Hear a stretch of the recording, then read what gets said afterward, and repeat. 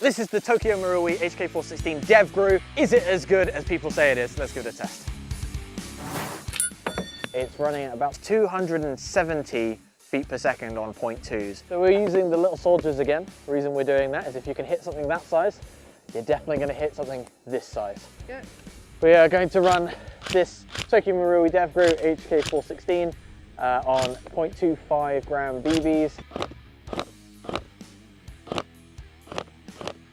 This is a next generation recoil system. This is it without its furniture. So bare bones, this is what it comes with. It comes with the foregrip. Comes with the 80 round standard mag. However, this is not actually a standard mag. It looks standard, but it's specifically designed for the Recoil series because it has a functioning bolt stop. So when you fire the last round, which is, it then ceases to function. It's really cool. So you have to load a new mag, hit the bolt catch, and then you can start firing again. What's also cool about those mags is you can switch them from 80 to 30 for even more realism, which is great for this gun, because this gun is all about realism.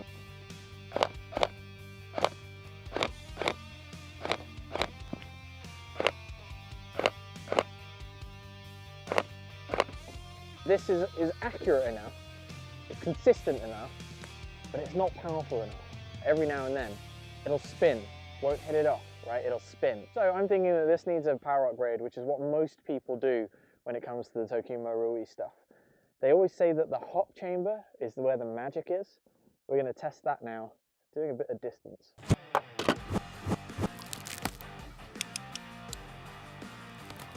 So we've just set up a target about 55 meters away. Now we want to test its consistency to see if it can hit that regularly. So this is the first shot, just to test it. Okay, that was too far to the left, adjusting. And okay, so 20 shots from here.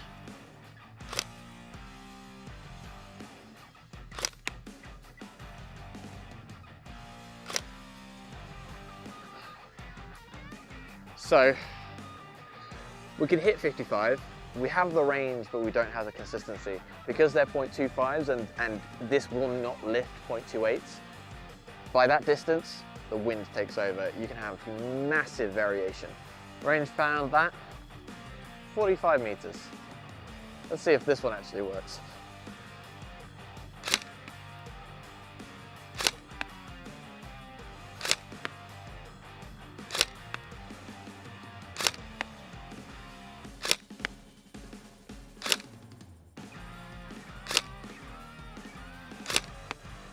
We're not penetrating the target though, so don't laugh at penetration, Hannah.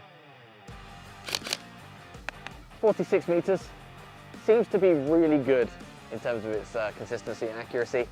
However, it doesn't look that far from here. And I think pretty much every competitor on the field is going to be able to consistently hit that kind of distance. The one thing I will point out with recoil guns like this is that if you're using a cheap kind of knockoff clone of a red dot like this, then it's going to come out of zero quite quickly. The vibrations from the shock actually end up just adjusting your red dot for you. Doesn't help when you're trying to use that for your accuracy, so just bear that in mind if you're going to run this. Now I think this is a really absolutely beautiful looking rifle. You've got loads of trades down the side, those are really detailed. It's a full metal body, plastic grip and plastic stock, but the stock itself is one of the standard crane stocks. It's got loads of space for batteries. However, it does come with a proprietary battery, so if you want to run your kind of mini Tamiya or Dean's connectors, you're going to have to do a mod into this. It comes up with some nice flip up sights, the charging handle nice and crisp. Behind there is the hop unit. That hop unit is Tokyo magic. That's the thing that everybody goes on about, and it is great for very light ammo. Anything above 2.5s, it can't lift it. It can't lift it and can't give you any distance. So your 2.5s, if you want any distance, because this is shooting at 270 feet per second on a 0.2, and that isn't that punchy. So you can get the distance, but what we found is you don't have the same accuracy that you have with the heavier ammo because the wind just takes it here, there, and everywhere. So 46 meters thereabouts is kind of where you're looking at your consistent range, which for this kind of price point, £570, I want to be getting more than 46 meters.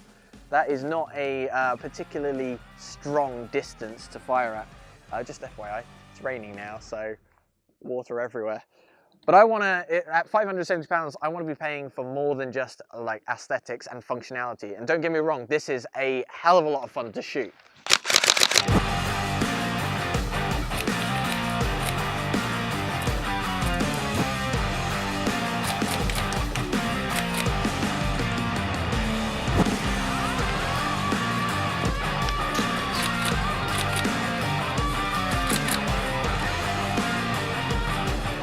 Really fun to shoot. As a competitive rifle, I'm not on board. £570 is not cheap. £800 to £900 for a competitive version of this, even less cheap. I just don't see that value working out for most people. All right, guys, it's now raining a lot, so we're gonna wrap it up there. Don't forget to follow The Safe Zone on Spotify and iTunes. We do a new podcast every 2 weeks. The week between these videos. Also, big shout out to Hannah, who's always behind the camera and always does all the editing. You're doing cracking. Stop smiling, I can see it. We will see you in 2 weeks at our next video. We have some interesting stuff to talk about. All right, until then, take it easy. Just gotta... You stay here, Hannah. No, actually, the camera's expensive, can you? Yeah. Thanks. Watch out for the log.